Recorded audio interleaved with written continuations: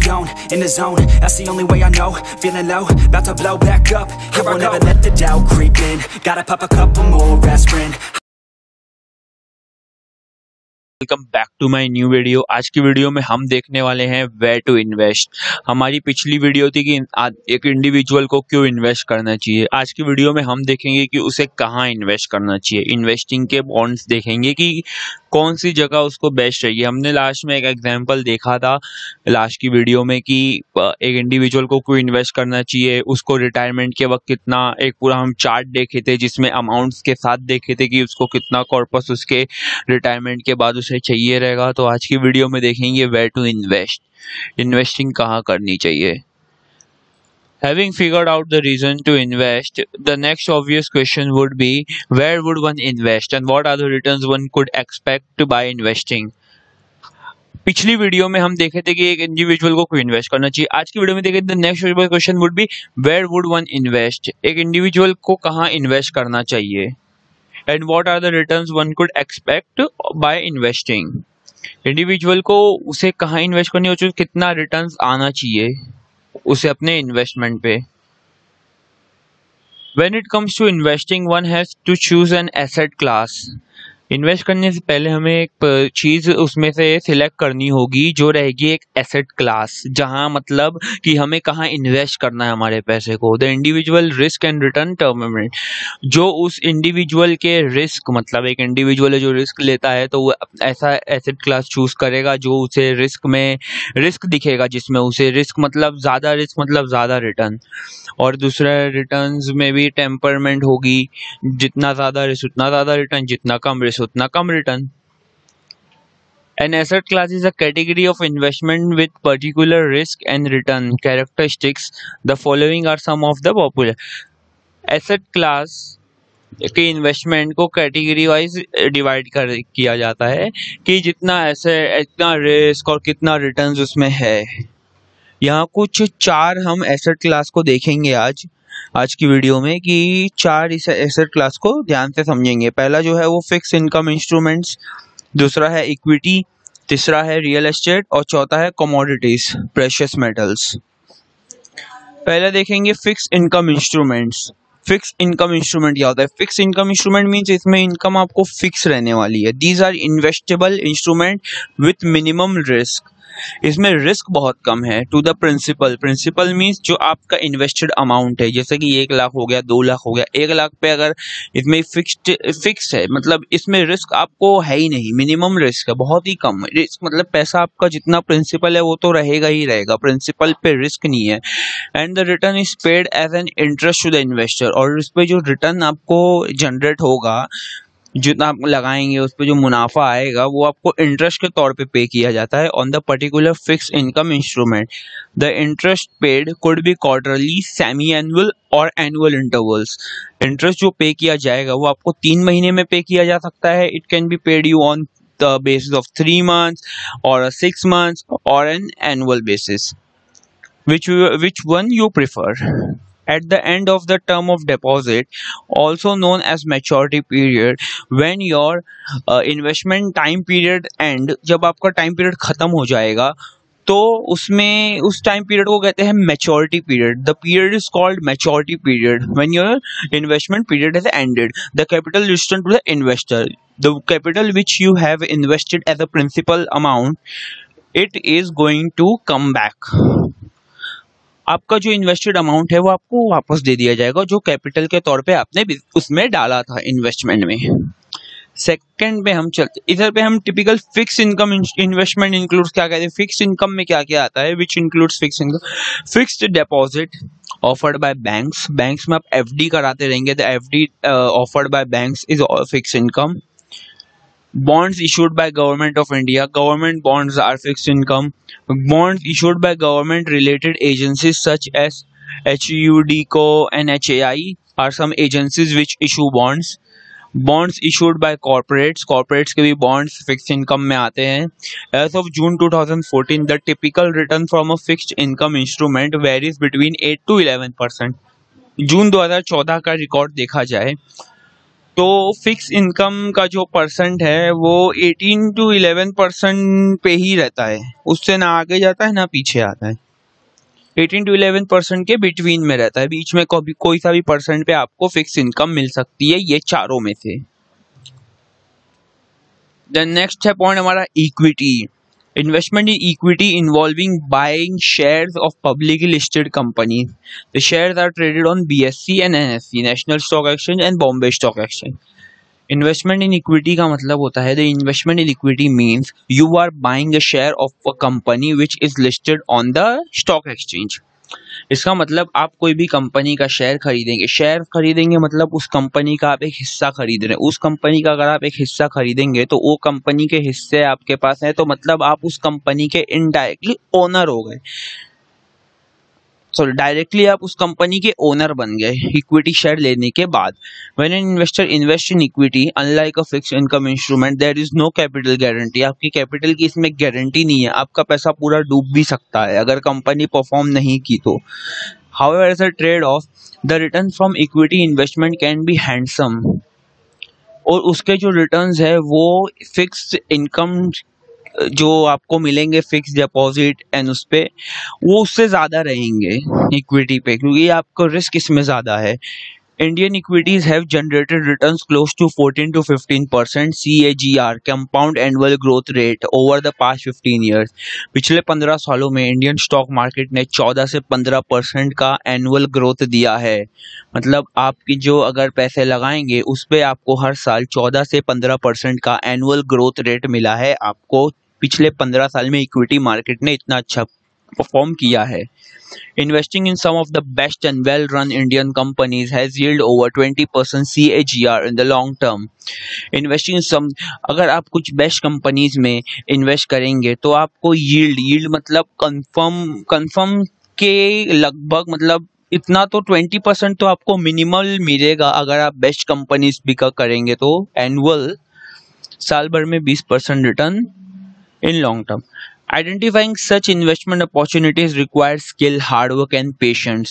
Yes, you have to invest in equity, then you must need skills, hard work, practice, courses, studies, and many things to perform in the market. Because in market it's very fluctuating. Market बहुत fluctuating है. आपको उसमें अगर establish करना है तो आपको skills और पेशेंस रहने चाहिए, क्योंकि लॉन्ग टर्म में आप ज़्यादा कमा सकते हैं इन्वेस्टिंग में, ट्रेडिंग में नहीं। ट्रेडिंग में भी कमा सकते हैं लेकिन उसमें ज़्यादा प्रैक्टिस चाहिए। Taxation on equity investment held for more than 365 days is tax at 10%. If the gains are more than 1 lakh starting from 1st April to 18 previously such investment were tax free. पहले जो आप capital gains की income चाहे आपकी कितनी भी हो आप उसे टैक्स फ्री माना जाता है, लेकिन अभी उस पर भी टैक्स लगता है, income tax at 10%. This is comparatively a lower rate of tax than the other asset classes. सबसे लोअर टैक्स इसी पे लगता है क्योंकि इसमें रिस्क ज़्यादा है एंड देन इसमें रिटर्न्स भी ज़्यादा हैं। रिस्क जहाँ ज़्यादा होंगे वहाँ पे आपको बेनिफिट है। अगर आपको कुछ करना है तो आपको रिस्क लेना होगा। You have to take risk if you have to perform in the market. Next point पे चलते हैं हम, जो है रियल एस्टेट का। Real estate investment involves transacting, buying and selling commercial and non commercial land. Real estate investment transacting, उसमें real estate का मतलब होता है कि buying and selling of land. आपने आज एक लैंड खरीदी, 2 साल तक होल्ड की, बेच दी, 2 लाख का प्रॉफिट कमा, 5 लाख का, 10 लाख का, जितना भी। Typical example would include transacting in sites, apartments and commercial building. There are 2 income sources from real estate investment, namely rental income and capital appreciation of the investment account. पहला तो है रेंटल इनकम। रियल एस्टेट से आप 2 तरीके से कमा सकते हैं, एक तो रेंटल इनकम और दूसरा कैपिटल एप्रिसिएशन। रेंटल इनकम तो आप बहुत समझ गए होंगे कि आपने कोई जगह ली, आपने उसे भाड़े पे दे दी, भाड़ा आपको आ रहा है, पर मंथ आपको एक रेंट रिसीव हो रहा है, एक fixed passive income you are receiving from that property which you have buyed. I think last 3 to 4 years you have buyed the property and you are receiving a passive income on that. तो उसे rental income कहा जाएगा। Capital appreciation का मतलब होता है capital appreciate हुआ है। कैपिटल एप्रिशिएट हुआ मत मीन्स आपने उस प्रॉपर्टी को 10 लाख में खरीदा था, 2 साल के बाद वो प्रॉपर्टी 20 लाख की हो गई, तो उसकी वैल्यू एप्रिशिएट हो गई, तो आप उसे बेच के 20 लाख का प्रॉफिट बुक कर सकते हैं। The transaction procedure can be quite complex, involving legal verification of documents. The cash outlay in real estate investment is usually quite larger. इसमें आपको कैश का आउटफ्लो जो दिखाना होगा, कैश आउटफ्लो बहुत ज़्यादा दिखाना होगा, क्योंकि आपको प्रॉपर्टी कोई 1 लाख 2 लाख में नहीं मिलती है, आपको उसके लिए करोड़ या लैक्स 50 लाख 60 लाख इतना आपको ह्यूज कैश फ्लो रखना होगा। और उसके जो involve legal verification, legal documents है वो भी बहुत कॉम्प्लेक्स होते हैं। एक अच्छे लीगल एडवाइजर के पास जाके आप कराइएगा अगर आप प्रॉपर्टी में इन्वेस्ट कर रहे हैं तो। There is no official metric to measure the returns guaranteed by real estate. उसके जो मैट्रिक्स अभी तक कुछ ऑफिशियल है नहीं कि रियल एस्टेट के कितने रिटर्न्स आए हैं और उसे मेजर किस तरह से किया जाए। Hence it would be to hard to comment on this. इस पे जो रिटर्न्स के गारंटीज हैं वो मुश्किल है, क्योंकि कोई साल रियल एस्टेट बहुत ज़्यादा अप्रिशिएट होता है, कोई साल थोड़ा कम अप्रिशिएट होता है, depending on the current situation in the market. फिर हम 4th पॉइंट पे चलते हैं जो है कमोडिटी। कमोडिटी मीन्स चीज़ें like gold, silver, metal and aluminium, copper. Investment in gold and silver are considered one of the most popular investment avenues. Gold and silver में invest करना बहुत अच्छा investment माना जाता है, क्योंकि gold and silver over a long time period appreciated. Gold and silver बहुत ज़्यादा appreciate होते हैं. Investment in these metal have yielded CAGR approximately 8 to 28% over the last 20 years. पिछले 20 सालों में इसका जो CAGR compound annual growth return जो है वो है 8% per annum. Gold and silver हर साल 8% से बढ़ता है। There are several ways to invest in gold and silver. आप सिंपली जाके मार्केट में ज्वेलरी खरीद सकते हैं गोल्ड एंड सिल्वर में इन्वेस्ट करने के लिए, या तो ETF ले सकते हैं, exchange traded funds. Going back to our initial example of investing the surplus cash, it would be interesting to see how much one would have saved by end of 20 years. अब अपने last वाले example पे चले, जिसमें हम देखे थे कि जो लास्ट की वीडियो में हम कंपेयर किए थे कि 20 साल के बाद आपको कितना पैसा लगेगा, कितने 12% पर डालेंगे तो कितना 4 करोड़ आपके पास कॉपर्स रहेगा। देन यहाँ पे हम 3 चीज़ों को कंपेयर करते हैं कि अगर आप 3 जो अभी हम चीज़ें देखें उसमें आप इन्वेस्ट करेंगे तो आपके पास कितना रहेगा। पहले हम चलते हैं by investing in fix income to an average rate of 9%। आपने एक FD करा ली जिसमें आपको 9% मिल रहा है। 9% के हिसाब से आपका जो कंपाउंडेड एनुअल ग्रोथ रिटर्न जो 20 सालों के बाद रहेगा, 20 साल के बाद, वो होगा 3.3 करोड़, 3 करोड़ होगा 9% के हिसाब से। अगर आपने इक्विटीज़ में डाल दिया, इक्विटीज़ हर साल 15% से ग्रो हुआ, आपने अपनी स्किल्स हार्डवर्क लगा के, स्टडी को लगा के एक ऐसा शेयर्स कंपनी का ले लिया जो 15% से ग्रो हुआ, तो आपके पास जो कॉपस रहेगा वो 5.4 करोड़ का रहेगा, 5 करोड़ का रहेगा कॉपस आपका। बहुत बड़ी रकम है। Investing in bullion like commodity at an average rate of 8% से आपने कमोडिटी गोल्ड में डाल दिया पैसा, the corpus would have grown to 3.9 crore. आपका सिंपली जो मनी है वो 3 करोड़ तक ग्रो हुआ है। Clearly equities tend to give you the best return. Equities ही हमेशा बेस्ट रिटर्न देती है, क्योंकि मैं आपको शुरू में बताया था returns is depend on the risk. If the risk is high, then the return is also high. If the risk is low, then the return is also low. When you have a multi-year investment perspective. A note on investment. Investments optimally should have a strong mix of all assets.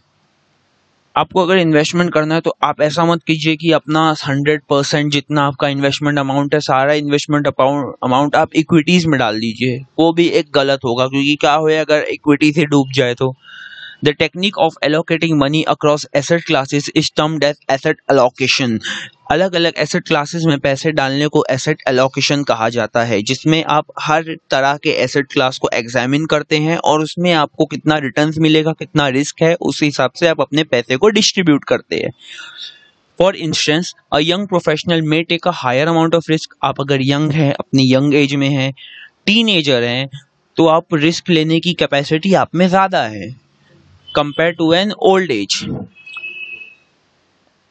And years of investment available to him. Typically, investors should allocate around 70% of investable amount in equity. अगर आप young है तो अपना 70% amount equity में डालें। आप अपने percent खुद डिसाइड कर सकते हैं। ये एक एग्जांपल के तौर पे मैं बता रहा हूँ। जो अगर आप एक टीनेजर हैं तो आप 70% इक्विटी में डाल सकते हैं, 20% प्रेशियस मेटल में डाल सकते हैं जो गोल्ड एंड सिल्वर होगा, and the rest in fixed income investment में डाल सकते हैं। जो आपका 70% देखिए इक्विटी में आप डाल दिए, यंग है, आपने 20% गोल्ड में इन्वेस्ट कर दिया, बचा 30%, वो आपकी मर्जी है, वो फिक्स इनकम इन्वेस्टमेंट में डाल दीजिए। 30% पे आपको फिक्स इनकम आएगी, 70% पे फ्लक्चुएटिंग आएगी, 20% पे कम, उससे कम फ्लक्चुएटिंग आएगी। Alongside the same rationale, a retired person could invest 80% of his saving in fixed income. अब बात करते हैं, हम आप रिटायर हो चुके हैं, अपने ओल्ड एज, सीनियर एज में हैं, तो आपको अपना 80% फिक्स इनकम में रखना पड़ेगा। आप इस टाइम रिस्क नहीं ले सकते, रिस्क लेने का टाइम गया। अब आपको अपना फिक्स इनकम में 80% पैसा रखना है, जिसमें परसेंटेज कम आएगा। 10% ही आप इक्विटी में रखिए तो वो सही रहेगा, 10% आप प्रेशियस मेटल में भी डाल सकते हैं। The ratio in which one allocates its investment across asset classes depends on the investor risk appetite. इसमें इन्वेस्टर कितना रिस्क खा सकता है, कितना रिस्क झेल सकता है, वो भी डिपेंड करता है। अगर कोई ज़्यादा रिस्क ले सकता है तो वो अपना 100% इक्विटी में लगा दे, कम ले सकता है तो भाई 50% लगाए। तो उम्मीद करता हूँ वीडियो आपको पसंद आई होगी, तो अपनी इन्वेस्टमेंट जल्दी से चालू कर दीजिए। तो मिलते हैं अपनी अगली वीडियो में, तब तक के लिए बाय।